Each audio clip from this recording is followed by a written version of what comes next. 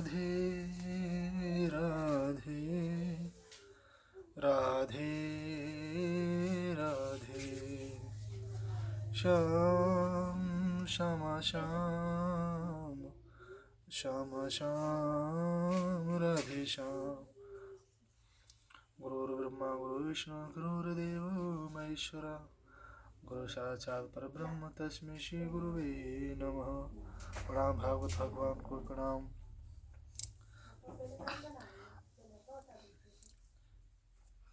श्रीमद् भागवत महापुराण सुख सागर श्री चरणों प्रणाम। भागवत भगवान को प्रणाम। 8वां अध्याय अवधूतोपाख्यान अजगर आदि। 9वां गुरुओं की आदि का वर्णन। अजगर से बेश्या तिलक नो गुरुवन पाख्यान। उद्धव को समझावते श्री कृष्ण भगवान। श्री दत्तात्रेय जी बोले, हे राजन परीक्षित, अजगर से मैंने यह शिक्षा ग्रहण की कि जिस प्रकार अजगर बिना मांगे तथा चेष्टा किए प्राप्त भोगों को भोगता रहता है, उसी प्रकार पूर्व कर्मानुसार प्रारब्धवश जो कुछ मिल जाए उसी में संतुष्ट रहना चाहिए। बुद्धिमान पुरुष ना तो प्राप्ति की इच्छा करे और ना उनकी प्राप्ति के लिए कोई प्रयत्न करे। सूखा रूखा बुरा भला थोड़ा अधिक जैसा प्राप्त हो जाए उसी में निर्वाह करे। जितना भोजन मिले उसमें ही प्रसन्न रहे, उससे अधिक की प्राप्ति ना करे, चेष्टा करे। ना मिले तो भूखा ही पड़ा रहे। यदि वह शक्तिशाली है तो भी कोई चेष्टा भोजन के लिए ना करे। समुद्र से मैंने यह शिक्षा ग्रहण की है कि जिस प्रकार समुद्र गंभीर तथा असीम होता है, उसी प्रकार साधक भी गंभीर तथा असीम रहे। न तो उसे क्रोध बढ़े, ना वर्षा की नदियों की तरह उमड़ कर चले। हे राजन परीक्षित, पतंग से मैंने यह शिक्षा ली है कि वह रूप कर जल मरता है, इसी प्रकार कामी पुरुष स्त्रियों पर मर मिटते हैं। उनकी बुद्धि मारी जाती है, वे पतंग की भांति मर जाते हैं। हे राजन परीक्षित, सन्यासी भौरों की भांति अपना जीवन व्यतीत करें, गृहस्थों को अधिक कष्ट ना दें। वह अपने पेट भरने के लिए रोटियों घर से मांगकर भोजन कर ले। वह किसी एक घर का अन्न ना खाए, क्योंकि एक ही घर का अन्न खाने से उस घर में इसी प्रकार आसक्ति बढ़ जाती है जैसे एक ही कमल पर रहने वाले भौरे की आसक्ति उस कमल में हो जाती है तथा उसमें बंद हो जाता और उसे त्याग कर अनंत कहीं नहीं जाता। जिस प्रकार भौरा सभी छोटे बड़े पशुओं से रस ग्रहण करता है, उसी प्रकार बुद्धिमान को चाहिए कि सभी वेद तथा शास्त्रों का रस रूप सार ग्रहण कर ले। व्यर्थ के झगड़ों में पड़ने से वह अपने लक्ष्य तक नहीं पहुंचकर उलझनों में पड़ जाता है। हे राजन, मधुमक्खी से मैंने यह सीखा है कि साधक को कभी संग्रह नहीं करना चाहिए। खाए ना खर्चे शूम धन चोर सबे ले जाए। शहद की मक्खी खाए शरद का उपयोग नहीं करती है, जोड़ जोड़ कर रखती है, और शहद तोड़ने वाला झट तोड़कर शहद ले जाता है। इसलिए सन्यासी कभी संध्या अथवा प्रातः को जोड़कर ना रखे।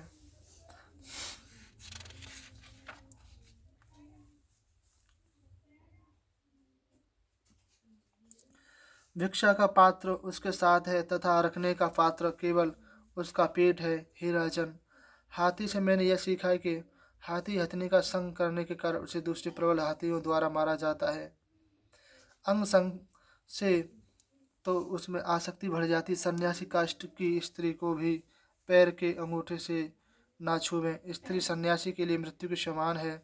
मधु तोड़ने वाले भील से मैंने यह सीखा कि लोभी जीवन भर धन संचय करते हैं और चोर सब को ले जाते हैं। वे न स्वयं खर्चते हैं और न दान करते हैं। जिस प्रकार भीड़ शहद को तोड़कर ले जाता है, उसी प्रकार चोर संचित धन को ले जाता है। मैंने हिरण से यह शिक्षा प्राप्त की है कि सन्यासियों को कभी रागाग से प्रेम नहीं करना चाहिए।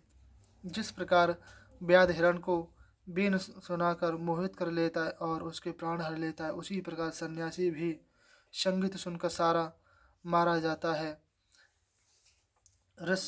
ऋष्य भृंग मुनि को स्त्री ने नाच गाना सुनाकर मोहित कर लिया था। ऋषि भंगियों को मुनि को, हे राजन, मछली से मैंने यह शिक्षा ग्रहण की कि वह मांस के लोभ से कांटे में फंस जाती है। वह जिह्वा के वशीभूत है। यदि उसे खाने का लोभ ना हो, जिंगा वश में हो, तो क्यों मारी जावे। इसलिए जिसने अपनी संपूर्ण इंद्रियां वश में कर ली हैं, किंतु जिंग जीव वश में नहीं है, तो उसने कुछ भी वश में नहीं किया है। वह जितेंद्रिय नहीं कहा जा सकता। जिसने जहाँ जीव वश में कर ली है, उसने सब कुछ वश में कर लिया है। हे राजन, पिंगला नाम की वेश्या जो मिथिलापुरी में रहती थी, मैंने उससे भी शिक्षा ग्रहण की। उसे सुनो। वह अति स्वेच्छाचारिणी तथा रूपवती वेश्या थी। एक दिन वह किसी धनिक पुरुष की प्रतीक्षा में थी। वह उत्तम आभूषण से श्रृंगार करके अपने द्वार पर बैठी उसकी प्रतीक्षा करने लगी। द्वार के निकट से आने जाने वाले पुरुषों को देखकर क्षण क्षण उसी धन की प्रतीक्षा में व्याकुल होने लगी। जब उसे दूर से कोई पुरुष आता हुआ दृष्टि पड़ता, तो वह समझती कि वही आ रहा है। जब वह निकट से गुजर जाता, तब बड़ी पछताने लगती और व्याकुल हो उठती। इस प्रकार सारी रात्रि व्यतीत करती। कभी द्वार पर आती और कभी अंदर चली जाती। उसने नींद भी खो दी। तब उसने इसी प्रकार बेचैनी में सारी रात्रि व्यतीत कर दी और उसका प्रेमी न आया। तब उसे एकदम घृणा उत्पन्न हो गई कि मेरे से बुरा जगत में कोई और भी होगा कि उस पर पुरुष के संग के लिए मैं धन के लोभ से कितनी व्याकुल हूँ। मेरा जीवन कैसा अशांतिमय है। धिक्कार है मेरे इस जीवन को। मैंने व्यर्थ में मन को क्लेश दिया। कामी, लंपट तथा निंदनीय पुरुषों के साथ मैंने अपने को बेच दिया है। हाड़ मांस का बना हुआ ये नवद्वार का शरीर, जिसमें मल मूत्र संचित धन है, मैं उत्तम उत्तम भोगों को लालसा से पर पुरुषों का सेवन करती हूँ और इस शरीर को पालती हूँ। मुझे परमात्मा का सेवन करना चाहिए। वह प्रभु सदा मेरे ही निकट रहता है। उसी की सेवा क्यों ना करूँ। ना इन मरने वाले पुरुषों से प्रेम न करके उस अमर आत्मा से ही प्रेम क्यों ना करूं। मुझे इस बनावटी सुखों से वैराग्य ले लेना चाहिए। इसी वैराग्य से परम शांति है। मैं सर्वज्ञ त्याग कर उसी प्रभु की शरण में जाऊंगी। अवधूत दत्तात्रेय जी बोले, हे राजन, वह पिंगला धनकों के आगमन को आशा निराशा होने पर दुखदायी होती। आशा पूर्ण होने पर सुख मिलता तथा निराशा होने पर कष्ट मिलता है। इसलिए आशा निराशा को ही त्याग देना चाहिए। नवा अध्याय। अवधूतोपाख्यान। कुरर से लेकर भृंगी तक 7 गुरुओं की कथा का वर्णन करना। कुररी से भृंग तक 7 गुरु उपाख्यान। उद्धव से कहने लगे भक्त प्रभु निज दान।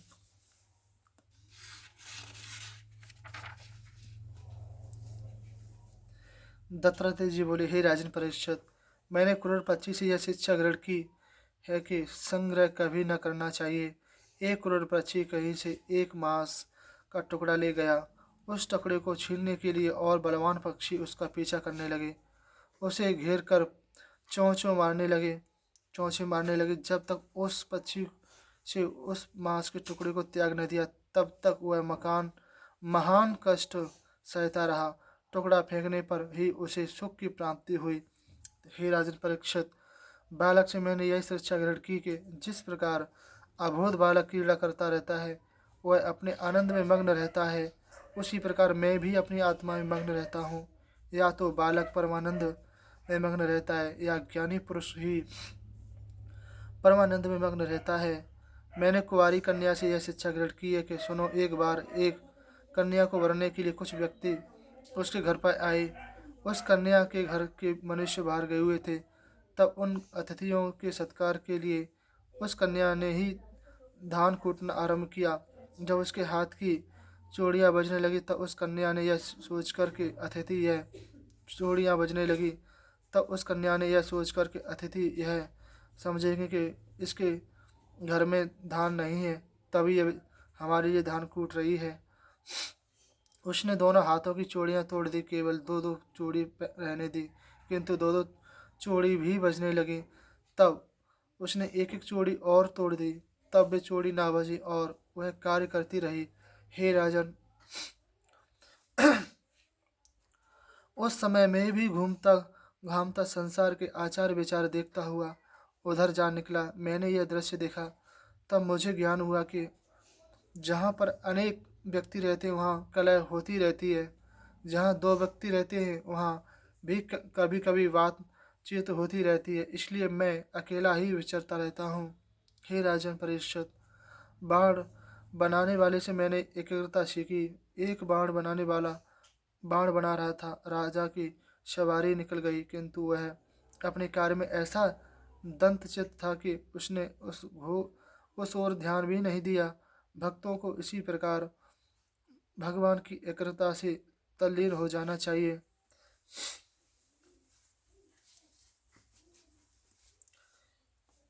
हे राजन, मैंने सांप से यह शिक्षा प्राप्त की कि जिस प्रकार सांप अकेला विचरता है उसी प्रकार अकेला ही विचरने रहना चाहिए। गिरोह नहीं बनाना चाहिए। सन्यासी को स्थान तथा मठ बनाकर रहना नहीं चाहिए। वह एक स्थान में ना रहे, गुफा आदि में रहे, बहुत कम बातचीत करे, किसी से सहायता ना मांगे। जिस प्रकार सांप स्वयं घर नहीं बनाता है, दूसरे के बने घर में रहता है, उसी प्रकार सन्यासी स्वयं घर न बनावे, किसी कर्म के बखेड़े में न पड़े। मकड़ी से मैंने यह शिक्षा ग्रहण की कि जिस प्रकार मकड़ी स्वयं अपने हृदय द्वारा मुख से धागा निकालती है और उसे फैलाती है तथा स्वयं निकल जाती है, उसी प्रकार परमात्मा इस जगत को सृष्टि करता है, उसका विस्तार करता है तथा उसको अपने में लीन कर लेता है। हे राजन, भृंगी कीड़े से यह शिक्षा प्राप्त की है कि भृंगी जिस कीड़े को अपने बिल में ले जाता है वह कीड़ा उसके भय से वैसा ही रंग रूप बना लेता है। उस भृंगी के भय से चिंतन करते रहने से वह कीड़ा भी भृंगी बन जाता है। इसलिए मनुष्य अन्य का चिंतन न करते हुए भगवान का ही चिंतन करे और तंदुप हो जाएं। हे राजन, इस शरीर से भी मैंने शिक्षा ग्रहण की है। यह शरीर अनंत है। यह एक दिन अवश्य कुत्ते सियारों का भोजन बनेगा। इसलिए मैं इसमें आसक्ति नहीं रखता हूँ। जीव शरीर के लिए ही बड़े बड़ी इच्छाएं तथा अनेकों कर्म करता है। वह कुटुंब के पालन पोषण में रत रहता है, अनेक प्रकार के बुरे भले कर्म करके धन एकत्र करता है, किंतु यह शरीर तो नाशवान है, आयु पूरी होने पर नष्ट हो जाता है और कर्म रूपी फल हमारे शरीर को दुख सहने के लिए छोड़ता जाता है। और जिस प्रकार बहुत सी स्त्रियां वाले पति की जो दुर्दशा होती है, वही इस जीव की दुर्दशा होती है।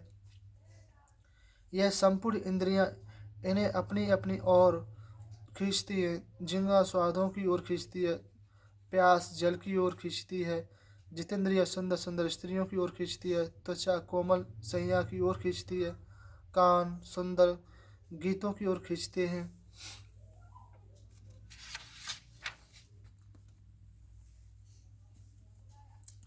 और सुंदर सुंदर कामिनियों को देखने की चाहती है। इसी प्रकार सब इंद्रियां अपने और जीव को आकर्षित करती है। हे राजन, यह मनुष्य योनि अनंत होते हुए भी अति उत्तम है, क्योंकि इसमें ब्रह्मा की साक्षात्कार करने की बुद्धि है। इसलिए बुद्धिमान मनुष्य को चाहिए कि मृत्यु से पहले मोक्ष प्राप्ति का प्रयत्न करे। इस मनुष्य जीवन का मुख्य उद्देश्य मोक्ष प्राप्ति करना है। विषय भोगों में तल्लीन होकर इस अमूल्य जीवन को व्यर्थ में न खोने का नहीं है। यह विचार करके मैंने जगत से वैराग्य ले लिया है। मुझे न किसी में आसक्ति और न किसी से अहंकार है। ऋषियों ने अपनी बुद्धि के अनुसार एक ही ब्रह्म का अनेकों प्रकार से वर्णन किया है। जब तक तुम स्वयं विचार करके उसका निर्णय न करोगे तब तक ब्रह्मा के वास्तु स्वरूप का ज्ञान न हो सकेगा। भगवान श्री कृष्ण चंद्र बोले, हे महाभाग उद्धव जी, आप परम ज्ञानी दत्तात्रेय जी ने हमारे पूर्वज राजा यदु को ऐसा ज्ञान दिया। तब उन्होंने उनकी पूजा वंदना की। तब अवधूत दत्तात्रेय जी वहाँ से चले गए। राजा यदु भी इस प्रकार इस असार जगत से छुटकारा पा गए। इस प्रकार तुम भी सब आसक्तियों को त्याग कर समदर्शी हो जाओ। 10वां अध्याय। भगवान श्री कृष्ण चंद्र का उद्धव को आत्म तत्व ज्ञान विज्ञान की उपदेश। लौकिक परलौकिक सभी सारहीन है भोग, त्यागो निज मन से सभी समझो है सब रोग। भगवान श्री कृष्ण चंद्र बोले, हे परम भक्त उद्धव जी, मेरा भक्त मेरी शरण में रहकर मैंने जिन धर्मों का उपदेश गीता, पंचरात्रि आदि में दिया है, बड़ी सावधानी से उनका पालन करे। अपने वर्ण आश्रम तथा कुल के अनुसार सदाचार का पालन करते हुए निष्काम भाव से कर्म करें। साधक को यह विचार करना चाहिए कि संसार के जितने विषयी प्राणी हैं वे रूप, स्पर्श, गंध, शब्द आदि विषयों को सत्य समझकर उनकी उपलब्धियां के लिए कर्म करते हैं ताकि उन्हें सुख मिले, किंतु उन्हें दुख ही प्राप्त होता है क्योंकि वे उन असत्य कर्मों को सत्य समझते हैं। इसलिए इन असत्य कर्मों में सकाम भाव न रखकर निष्काम भाव ही रखना चाहिए। निष्काम भाव से उसे कहते हैं कि फल की आशा न करके अपने वर्ण, आश्रम तथा धर्म के अनुसार कर्म करें। फल की आशा करने पर जब फल प्राप्त नहीं होता है तो चित्त को दुख प्राप्त होता है, और यदि फल की आशा नहीं है तो फल न प्राप्त होने पर कोई कलेश प्राप्त नहीं होता है। इसलिए जो कर्म करें उसमें फल की आशा ना करें, उसी को निष्काम कर्म कहते हैं। जो मनुष्य मेरी शरण में आ चुका है उसे निष्काम कर्म करने चाहिए।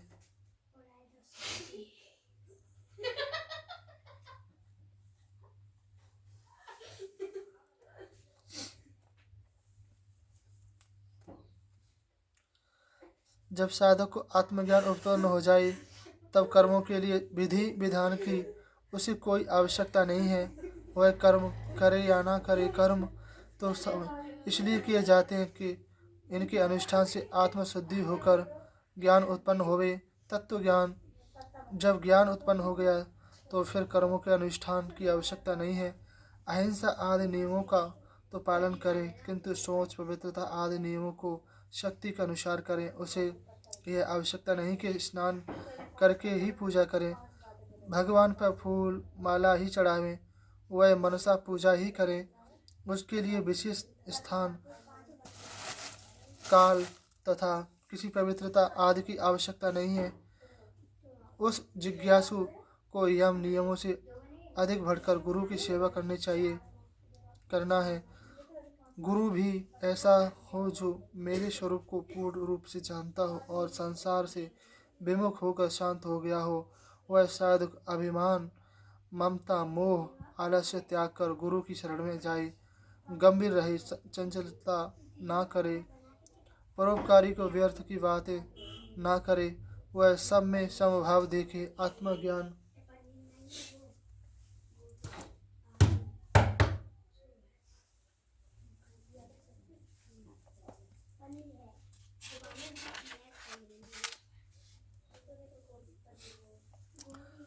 का उपार्जन करें, सदा उदासीन रहे।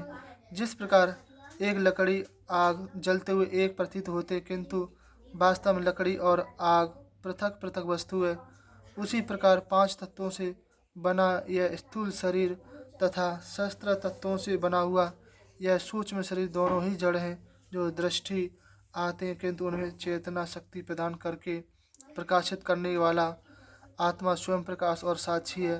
शरीर नष्ट होने वाला है, अनित्य, अनेक असंख्यों तथा जड़, न डुलने वाला है।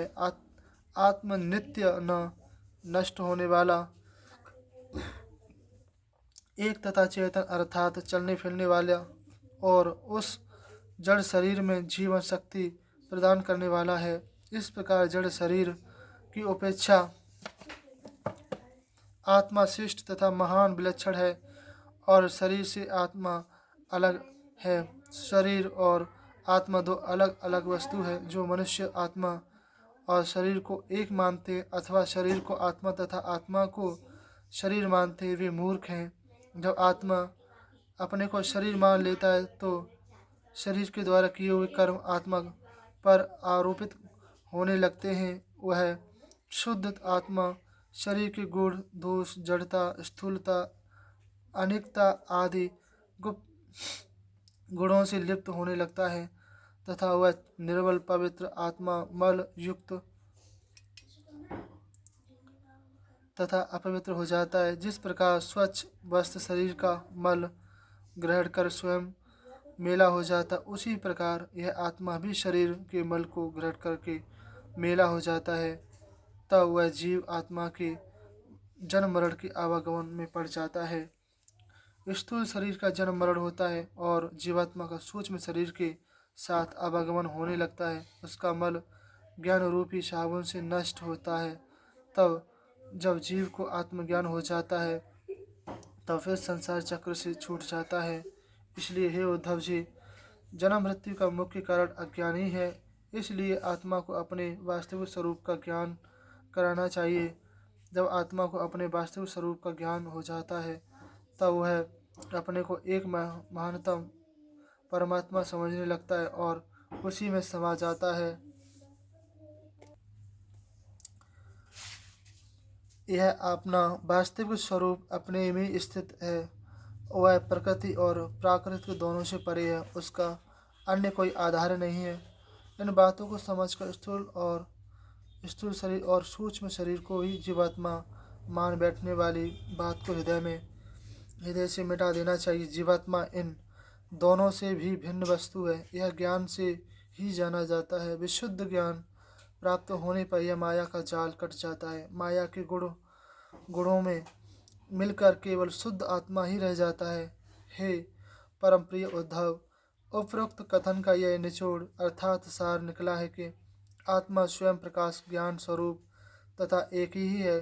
कर्तापन तथा भोक्तापन आदि कर्म स्थूल तथा सूक्ष्म शरीर के कारण अर्थात कर्तापन तथा भोक्ता से ही अनेक शरीर प्राप्त होते हैं। जैसा कर्म करेंगे उसे भोगने के लिए वैसा ही शरीर प्राप्त करेंगे। शरीर ही कर्म करता और वही उन्हें भोगता है। आत्मा नित्य तथा माया से परे है। उस आत्मा के अतिरिक्त जो कुछ भी है वह अनित्य तथा माया में लीलायमान है। तर्क द्वारा आत्मा की नियंता सिद्ध करना। हे प्यारे उद्धव, तुम यदि जीव को ही कर्मों का कर्ता और सुख दुखादि का भोक्ता समझो और इस जगत काल में भेद तथा आत्माओं को भी नित्य समझो, उसके साथ ही साथ इन सब पदार्थों को भी नित्य तथा सत्य समझो, उनके साथ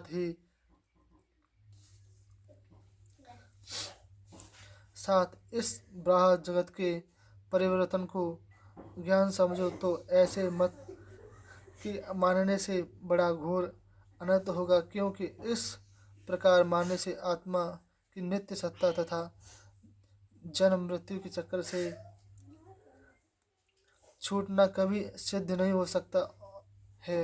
और यदि इसे मान लिया जाए तो काल के अनुसार देह की बाल, युवा तथा जरा अवस्था होने पर जीव की जन्म मरण अवस्थाएं भी नित्य मान ली जाएंगी और वह जन्म मरण से कभी मुक्त नहीं हो सकेगा। क्योंकि तुम देहादि पदार्थ तथा काल को नित्य मानते हो। जब जीव जन्म मरण में से हट नहीं सका तो वह परतंत्र ही हुआ, क्योंकि यदि वह स्वतंत्र होता तो दुखों को क्यों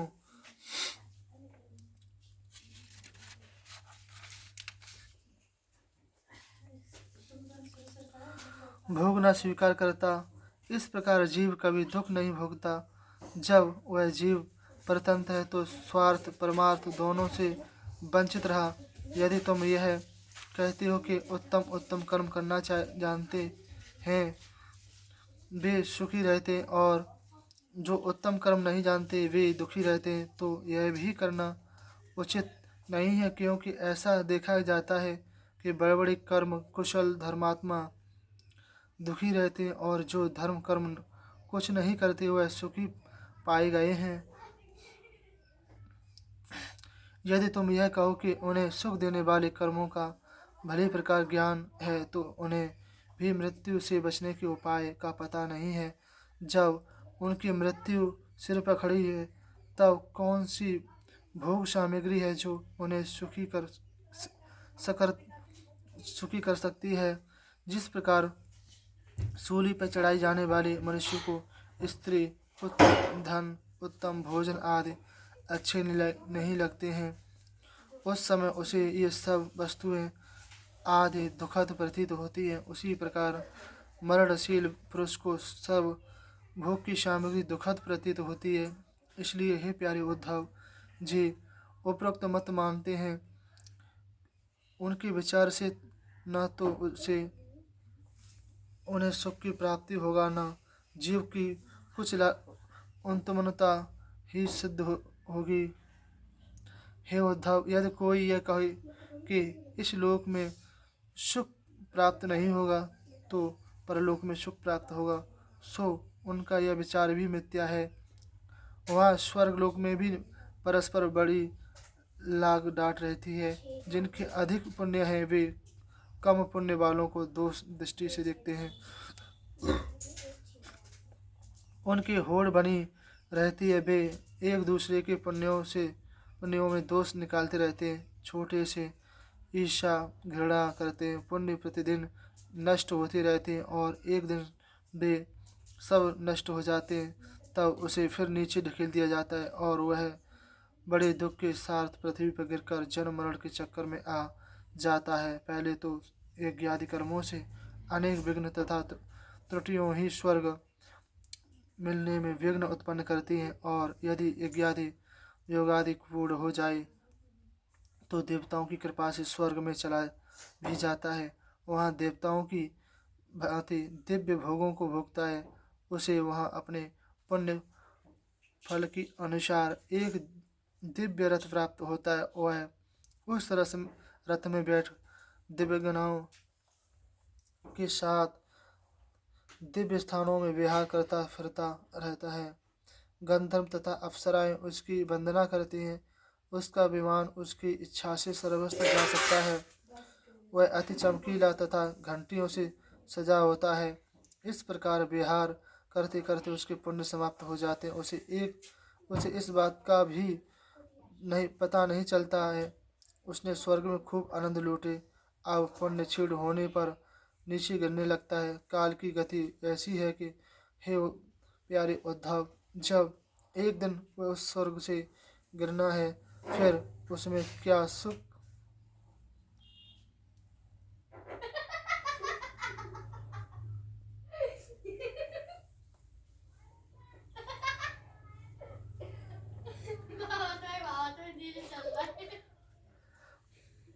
प्राप्त हुआ। वह सुख किस काम है जो अनित्य है।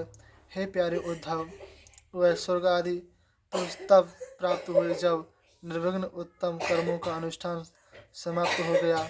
और यदि मनुष्य पापियों की संगति से अधर्म करता है, इंद्रियों के वश में होकर वेद विरुद्ध कर्म करता है, हिंसा आदि कर्मों से बलि देता है, भूत प्रेत आदि की सेवा करता है, वह तो नरक ही में गिरेगा। उसे तो अज्ञानवश बहिर्मुख कर्मों के कारण जन्म मृत्यु भटकना पड़ेगा। उसे कभी तनिक भी सुख प्राप्ति नहीं हो सकती।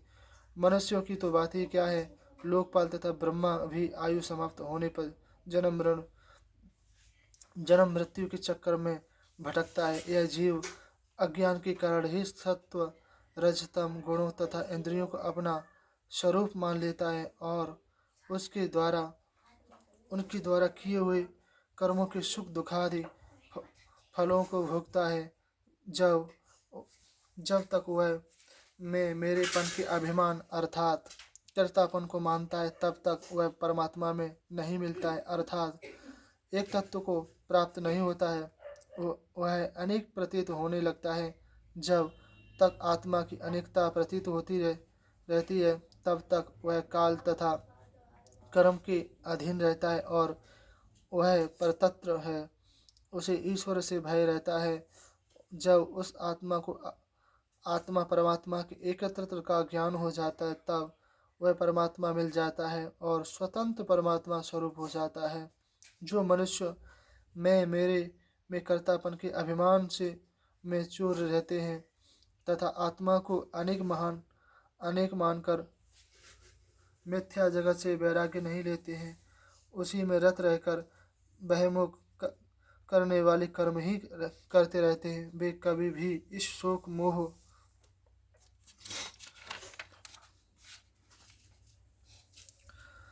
दुख से भरे जगत से छुटकारा नहीं पा सकते हैं।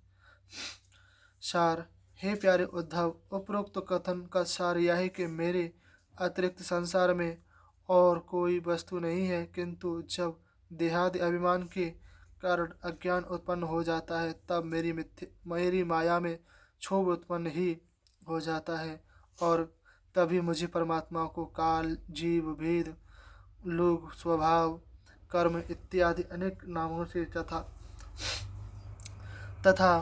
भिन्न भिन्न रूपों में पुकारते हैं। ये सब मेरी मिथ्या माया है। केवल वास्तविक सत्य तो मैं आत्मा ही हूँ।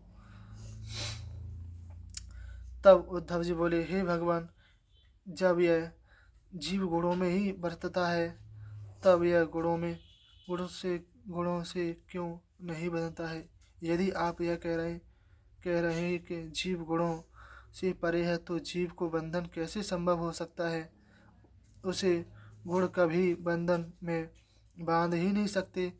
इस प्रकार जीव को न बंधन ही हुआ और न मुक्ति हुई।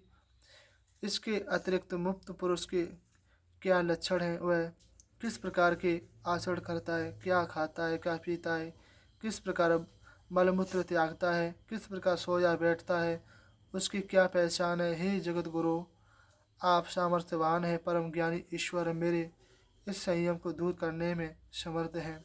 मुझे बड़ा संयस उत्पन्न हुआ कि जब आत्मा एक है और गुणों से सदा बरतता रहता है तब वह गुणों से नित्यबद्ध ही रहा और यदि ज्ञान से जीव की मुक्ति माने तो वह बंधन अनित्य रहा।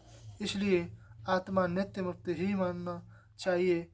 अब यह प्रश्न उठता है कि एक ही आत्मा नित्यबद्ध तथा नित्य मुक्त किस प्रकार हो सकता है? 11वां अध्याय, बद्ध मुक्त तथा भक्तों के लक्षण। भगवान श्री कृष्णचंद्र बोले, हे प्यारे उद्धव, वास्तव में आत्मा न तो कभी बद्ध है और न कभी मुक्त है। यह बंधन तथा मोक्ष केवल गुणों के अनुसार है और ये गुण मेरी माया है। इसलिए मुझ आत्मा के लिए मोक्ष तथा बंधन है ही नहीं। जिस प्रकार स्वप्न में देखी हुई सब वस्तुएं झूठ मूठ होती हैं, उसी प्रकार इस मिथ्या जगत के सब वस्तुएं शोक मोह सुख दुख जन्म मृत्यु झूठ मूठ है। वास्तव में इस जगत की कोई सत्ता नहीं है, यह केवल मेरी माया है। इन जीवों को मुक्ति देने वाला ज्ञान तथा उन इनको बंधनों में बांधने वाला अज्ञान, ये दोनों ही मेरी शक्तियाँ समझो। ये मैंने अपनी माया से उत्पन्न किए हैं, इनका कोई वास्तविक रूप नहीं है। यह जीव एक है और मेरा अंश होने से मेरा ही वास्तविक स्वरूप है। जैसे जल का अथाह समुद्र और उसके जल की एक बिंदु वास्तव में दोनों एक ही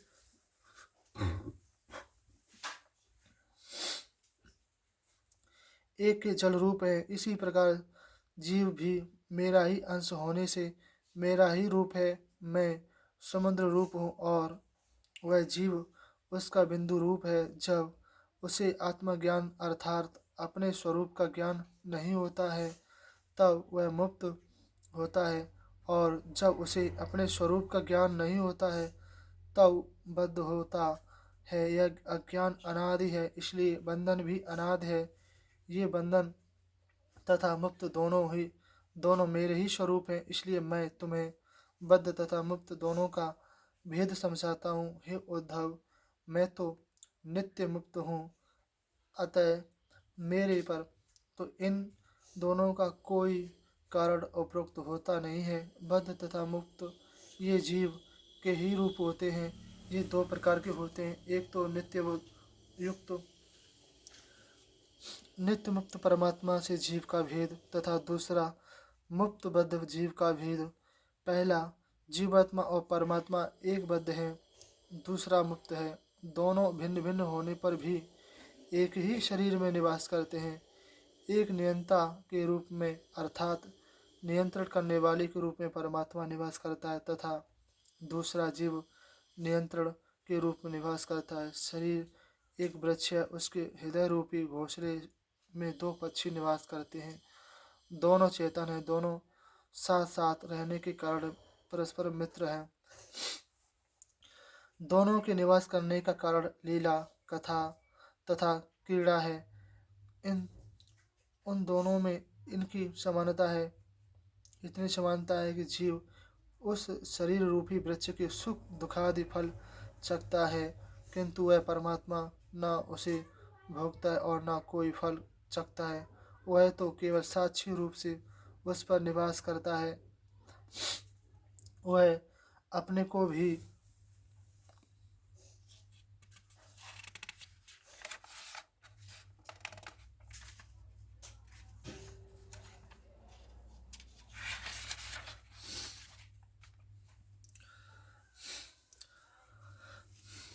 जानता है और इस जगत को भी जानता है तथा देखता है। वह अब अभोक्ता होने से ज्ञान, ऐश्वर्य तथा आनंद में जीवों से बढ़कर है, किंतु जीव भोक्ता होने से न अपने ही स्वरूप को जानता है और न संसार के स्वरूप को जानता है। इसी कारण जीव अज्ञान के कारण नित्यबद्ध है और परमात्मा ज्ञान संपन्न होने के कारण नित्य मुक्त है। हे प्रिय उद्धव, जो ज्ञानी जन है वे भी मुक्त हो ही हैं। ज्ञानी पुरुष स्थूल तथा सूक्ष्म शरीर में रहकर भी उनसे कोई संबंध नहीं रखते, किंतु अज्ञानी पुरुष शरीर से कोई संबंध न होने पर भी उसमें भी उससे संबंध रखते हैं। जो ज्ञानी हैं वे गुणों को गुणों में ही बरतते हैं, उनसे कोई संबंध नहीं रखते हैं। जिन्हें अपने आत्म स्वरूप का ज्ञान है वे विषयों की ग्रहण तथा त्याग में अपनेपन का आरोप नहीं करते हैं।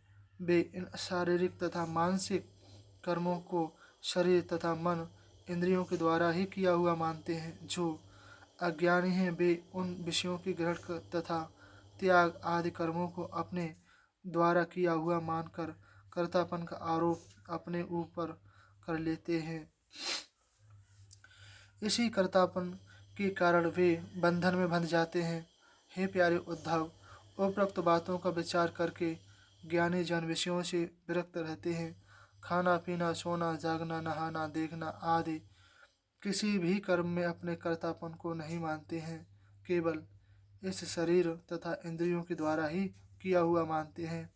ये इंद्रियां ही कर्ता तथा भोक्ता है।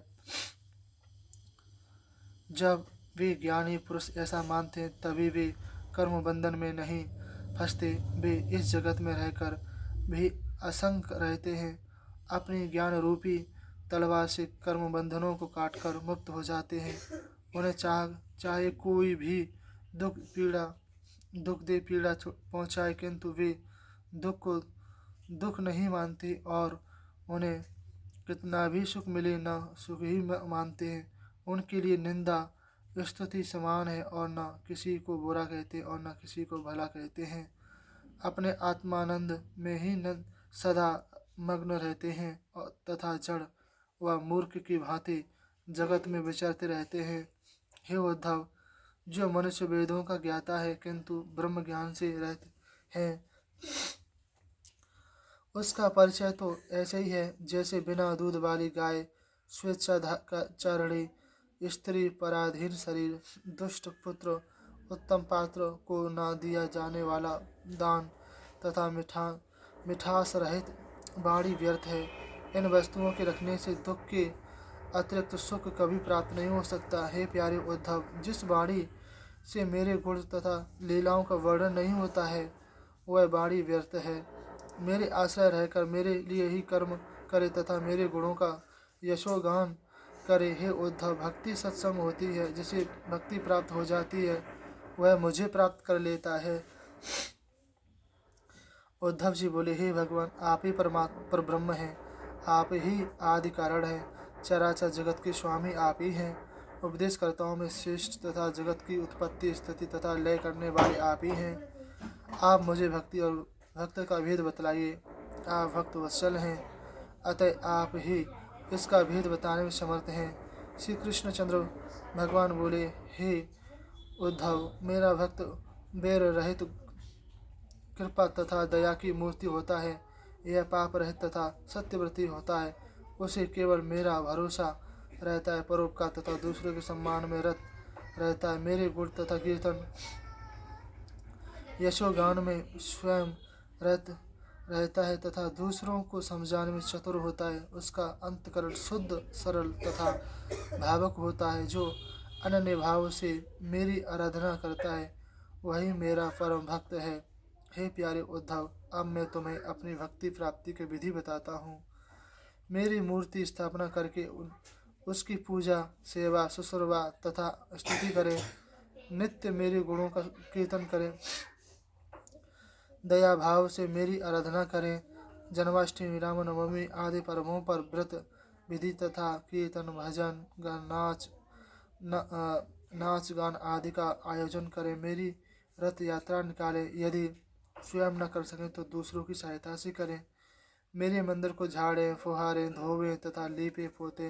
नित्य घृत का दीपक रखें, आरती करें। मेरे निमित्त मंदिर, बाटका, कूप तथा जलाशय बनवाएं। कभी दंभ तथा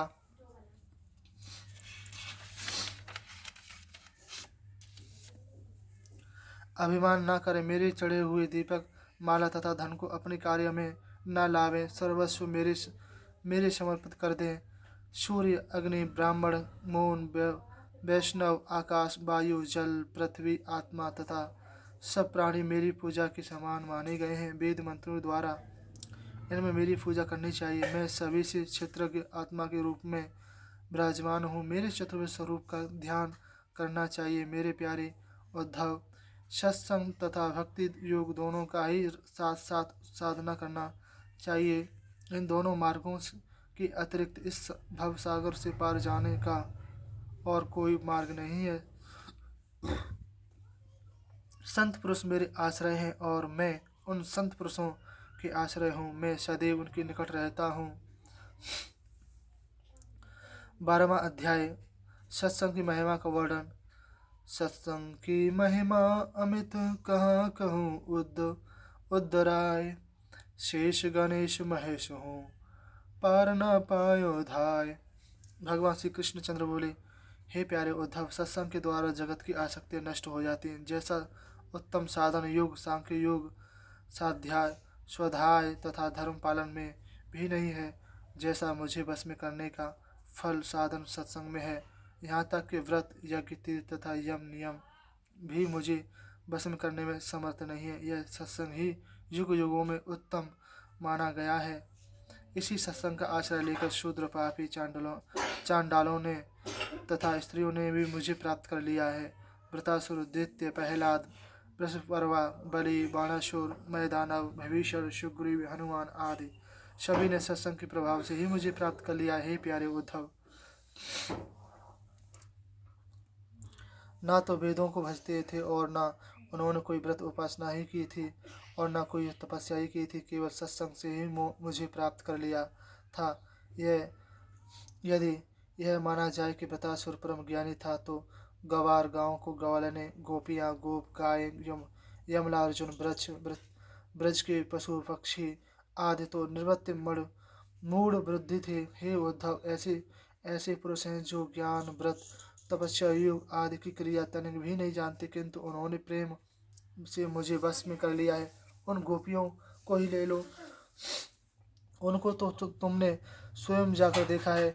उनके विषय में क्या कहूँ। जिस समय मैं ब्रज से मथुरा चला आया था, उस समय उनकी क्या दशा थी वह तो तुमने स्वयं जाकर देखी थी। तुम जानती हो कि वे घर बार पुत्री पति कुटुंबी सबका त्यागन करके मुझ परमात्मा को नियम प्रियतम मानती थी। मैं ही एक मात्र उनका सर्वस्व हूँ।